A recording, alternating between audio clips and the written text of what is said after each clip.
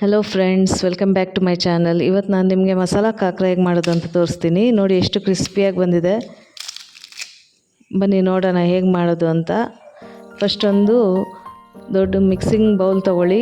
ಆ ಬೌಲಿಗೆ 1 ಕಪ್ ಗೋಧಿ ಹಿಟ್ಟು ಮತ್ತು ಒಂದು ಅರ್ಧ ಕಪ್ ಕೊತ್ತಂಬರಿ ಸೊಪ್ಪು ಮತ್ತು 1 ಸ್ಪೂನ್ ಅರಿಶಿನ ಪುಡಿ, 1 ಸ್ಪೂನ್ ಅಚ್ಕಾರದ ಪುಡಿ ಮತ್ತು 1-2 ಸ್ಪೂನ್ ಎಣ್ಣೆ ಹಾಕೋದು. ಇದಕ್ಕೆ ತುಂಬ ಇಂಪಾರ್ಟೆಂಟ್ ಪ್ರೊಸೀಜರ್. ಇದನ್ನು ಯಾರು ಸ್ಕಿಪ್ ಮಾಡಬಾರ್ದು. ಮತ್ತು 1 ಸ್ಪೂನ್ ಆಗೋಷ್ಟು ಶುಂಠಿ, ಬೆಳ್ಳುಳ್ಳಿ, ಹಸಿಮೆಣಸಿನ್ಕಾಯಿ ಮತ್ತು ಕಾಳುಮೆಣಸು ಇವನ್ನು ಪೇಸ್ಟ್ ಮಾಡಿ ಇಟ್ಕೊಂಡಿದ್ದೆ, ಅದನ್ನು ಹಾಕ್ತಾಯಿದ್ದೀನಿ. ಅದು ಮಸಾಲ ಫ್ಲೇವರ್ ಚೆನ್ನಾಗಿ ಸಿಗುತ್ತೆ ಅದಕ್ಕೆ. ಮತ್ತು ಉಪ್ಪು ರುಚಿಗೆ ತಕ್ಕಷ್ಟು ಹಾಕಿ ಚೆನ್ನಾಗಿ ಡ್ರೈ ಮಿಕ್ಸ್ ಮಾಡ್ಕೊಳ್ಳಿ. ಡ್ರೈಯಾಗಿ ಒಂದು ಸತಿ ಚೆನ್ನಾಗಿ ಮಿಕ್ಸ್ ಮಾಡ್ಕೊಂಡಾದಮೇಲೆ ಸ್ವಲ್ಪ ನೀರು ಹಾಕಬೇಕು. ಇದು ಹದ ಎಷ್ಟಂದರೆ ಚಪಾತಿ ಹಿಟ್ಟಿಗಿಂತ ಸ್ವಲ್ಪ ಗಟ್ಟಿಯಾಗಿ ಬರಬೇಕಿದು. ಅದಕ್ಕೆ ನೋಡಿ ನೀರು ಹಾಕಬೇಕು. ಸ್ವಲ್ಪನೇ ಹಾಕಿ ಚೆನ್ನಾಗಿ ಮಿಕ್ಸ್ ಮಾಡ್ಕೊಬೇಕು. ನೋಡಿ ಮಿಕ್ಸ್ ಮಾಡ್ತಾ ಈ ಥರ ಗಟ್ಟಿಯಾಗಿ ಹಿಟ್ಟು ಹಾಕಬೇಕು. ಆಮೇಲೆ ಒಂದು ಅರ್ಧ ಗಂಟೆ ಇದನ್ನು ರೆಸ್ಟ್ ಮಾಡೋಕ್ಕೆ ಬಿಡಬೇಕು. ಅರ್ಧ ಗಂಟೆ ಆದಮೇಲೆ ಚೆನ್ನಾಗಿ ಒಂದು ಸತಿ ನಾದ್ಕೊಂಡು ಹೀಗೆ ಸಣ್ಣ ಉಂಡೆಗಳನ್ನಾಗಿ ಮಾಡ್ಕೊಬೇಕು. ಇದು ಚಪಾತಿ ಹಿಟ್ಟಿಗಿಂತ ಸ್ವಲ್ಪ ಸಣ್ಣ ಉಂಡೆನೇ ಆಗಬೇಕಿದು. ಇದು ಲಟ್ಟಿಸುವಾಗಲೂ ಹಾಗೆ ಚಪಾತಿಗಿಂತ ಒಂದು ಆದಷ್ಟು ತೆಳುವಾಗಿ ಲಟ್ಟಿಸ್ಕೊಬೇಕು. ಜಾಸ್ತಿ ದಪ್ಪ ಆದರೆ ಅದು ಕ್ರಿಸ್ಪಿ ಆಗೋಲ್ಲ. ಅದಕ್ಕೆ ಎಷ್ಟು ಸಾಧ್ಯನೋ ಅಷ್ಟು ತೆಳುವಾಗಿ ಲಟ್ಟಿಸ್ಕೊಬೇಕು. ಆಮೇಲೆ ಇದು ಪ್ಲೇಟ್ ಇರುತ್ತಲ್ಲ, ನೋಡಿ ಎಷ್ಟು ತೆಳುವಾಗಿ ಲಟ್ಟಿಸ್ಕೊಬೇಕು ಅಂತ.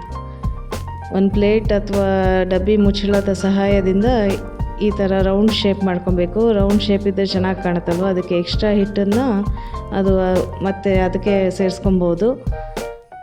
ನೋಡಿ ಎಷ್ಟು ಚೆನ್ನಾಗಿ ರೌಂಡ್ ಶೇಪ್ ಚೆನ್ನಾಗಿ ಕಾಣುತ್ತೆ. ಅದಕ್ಕೆ ರೌಂಡ್ ಶೇಪಾಗಿ ಕಟ್ ಮಾಡ್ಕೊಂಡು ಒಂದು ಬಿಸಿಯಾದ ಪ್ಯಾನ್ ಮೇಲೆ ಹಾಕಿ ಫಸ್ಟ್ 1-2 ಸೈಡ್ ಫ್ರೈ ಮಾಡ್ಕೊಳ್ಳಿ. ಪ್ಯಾನ್ ಬಿಸಿ ಇರುವಾಗ ಫ್ರೈ ಮಾಡ್ಕೊಂಡು ಮತ್ತೆ ಲೋ ಫ್ಲೇಮ್ ಮಾಡ್ಕೊಬೇಕು. ಲೋ ಫ್ಲೇಮಲ್ಲಿ ಇದಕ್ಕೆ ಎಣ್ಣೆ ಹಾಕಬೇಕು. 2 ಸೈಡು ಎಣ್ಣೆ ಹಾಕ್ಕೊಬೇಕು. ನೋಡಿ ಸರಿ, 2 ಸೈಡ್ ಎಣ್ಣೆ ಎಲ್ಲ ಹಚ್ಚಿದ ಮೇಲೆ ಒಂದು ಲೋಟದ ಸಹಾಯದಿಂದ ಚೆನ್ನಾಗಿ ಪ್ರೆಸ್ ಮಾಡ್ಕೊತಾ ಬರಬೇಕು. ನೋಡಿ ನಾನು ಮಾಡ್ತಾಯಿದ್ದೀನಲ್ಲ, ಹಾಗೆ ಚೆನ್ನಾಗಿ ಪ್ರೆಸ್ ಮಾಡಬೇಕು. ಎಲ್ಲಿ ತನಕ ಪ್ರೆಸ್ ಮಾಡಬೇಕಂದ್ರೆ ಅದು ಸ್ವಲ್ಪ ಕಲರ್ ಚೇಂಜ್ ಆಗುತ್ತೆ. ಪ್ರೆಸ್ ಮಾಡ್ತಾ ಸ್ವಲ್ಪ ಬ್ರೌನಿಷ್ ಕಲರಾಗಿ ಚೇಂಜ್ ಆಗುತ್ತೆ. ಅಲ್ಲಿ ತನಕ ಮತ್ತು ನಿಮ್ಗೆ ಸ್ವಲ್ಪ ಗೊತ್ತಾಗುತ್ತೆ, ಸ್ವಲ್ಪ ಅದು ಕ್ರಿಸ್ಪಿ ಆಗ್ತಿರೋದು ನಿಮ್ಗೆ ಫೀಲ್ ಆಗುತ್ತೆ. ಅಲ್ಲಿ ತನಕ ಸ್ವಲ್ಪ ಪ್ರೆಸ್ ಮಾಡ್ತಾ ಬಂದರೆ ನೋಡಿ ಇಷ್ಟು ಕಲರ್ ಚೇಂಜ್ ಆಗಿದೆ. ನೋಡಿ ಮಸಾಲ ಕಾಕರ ರೆಡಿ. ಇದನ್ನು ತಿನ್ನುವಾಗ ಬೇಕಾದ್ರೆ ಬಿಸಿ ತುಪ್ಪ ಹಾಕಿ ಅದ್ರ ಮೇಲೆ ಸ್ವಲ್ಪ ಚಟ್ನಿ ಪುಡಿ ಅಥವಾ ಯಾವ್ದಾದ್ರು ಒಂದು ಗರಂ ಮಸಾಲ ಪುಡಿ, ಏನಾದ್ರು ಅಚ್ಕಾರದ ಪುಡಿ ಏನಾದ್ರು ಇದ್ರೆ ಹಾಕಿ ಅದನ್ನು ತಿನ್ಬೋದು. ಈವ್ನಿಂಗ್ ಟೀ ಟೈಮ್ ಸ್ನ್ಯಾಕ್ಸಿಗೆ ತುಂಬ ಚೆನ್ನಾಗಿರುತ್ತೆ. ಮಕ್ಳಿಗೆ ತುಂಬ ಇಷ್ಟ ಆಗುತ್ತೆ. ಟೀ ಜೊತೆ ಈವ್ನಿಂಗ್ ತಿನ್ನೋಕ್ಕೆ ತುಂಬ ಚೆನ್ನಾಗಿರುತ್ತೆ ಈ ಸ್ನ್ಯಾಕ್ಸ್. ಇದನ್ನು ಬೇಕಾದ್ರೆ ನೀವು ಒಂದು ಡಬ್ಬಿಯಲ್ಲಿ ಸ್ಟೋರ್ ಮಾಡ್ಕೊಂಡಿಟ್ರೆ 1 ತಿಂಗಳ ತನಕ ಏನಾಗಲ್ಲ. By friends.